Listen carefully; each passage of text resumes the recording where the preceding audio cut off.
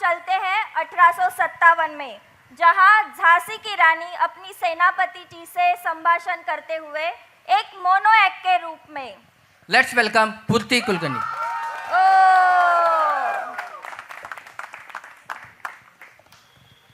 राज दरबार की कार्रवाई शुरू कीजिए। उन फिरंगियों की क्या खबर है? हमने अपने दत्तक पुत्र को राजगद्दी पर बिठाने के लिए अर्जी की थी, उसका क्या हुआ? महारानी साहब, जिन राजाओं को वारिस नहीं है ऐसे राज्यों और संस्थानों को खल्जा करने के आदेश डलहौसी ने दिए हैं।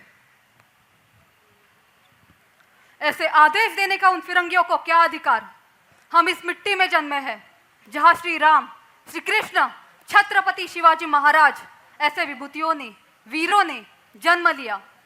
अतिथि देवो भव, ये हमारे हिंदुस्तान की संस्कृति, जिसके अनुसार हमने इन फिरंगियों की मेहमान नवाजी की, परंतु अब ये अतिथि ही हमारे सर पे बैठ के हमें आदेश दे रहे हैं, जिनका इस मिट्टी से कोई संबंध नहीं, जिनका इस मिट्टी से कोई कर्तव्य नहीं, जो यहाँ का संपत्ति लूट के हमें कंगाल करने पर तुले हुए हो, ऐसे फिरंगियों के आदेश हम माने?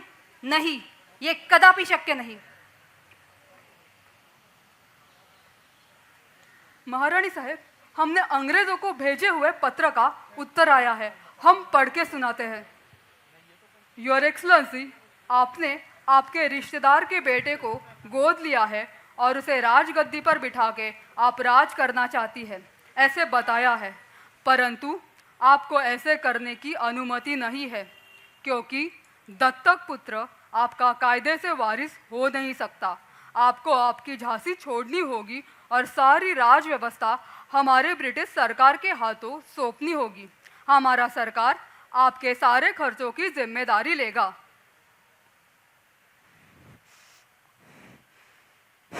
जिम्मेदारी लेंगे? जिम्मेदारी लेने वाले ये होते कौन है?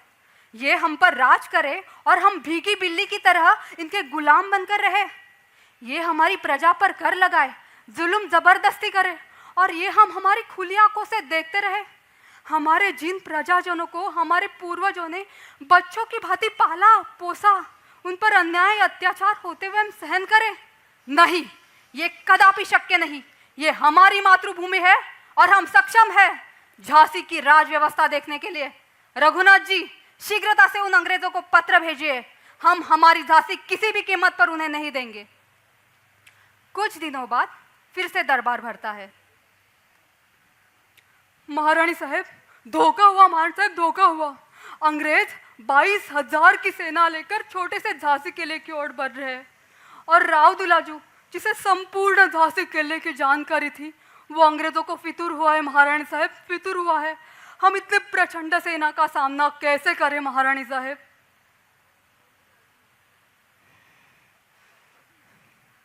रघुनाथ जी, आप हमारे सेना के सेनापति हैं। आपने कई लड़ाइयाँ हिम्मत से लड़कर जीती है, परंतु अगर आप इस लड़ाई में उतरना नहीं चाहते हैं तो हम आपको मुक्त करते हैं। और तात्या गुरु, आपने हमें बचपन से तलवारबाजी और शस्त्र विद्या में निपुण किया, परंतु इस लड़ाई में लड़ने के लिए हम आपको विवश नहीं करेंगे। हम अकेले लड़ेंगे, पर हम हमारी झांसी उन फिरंगियों के हाथ नहीं लगने लेंगे। इस मिट्टी की सौगंध खाकर कहते हैं, खून की आखिरी बूंद तक हम इसकी रक्षा करेंगे, पर हम हमारी झांसी नहीं देंगे। जय हिंद।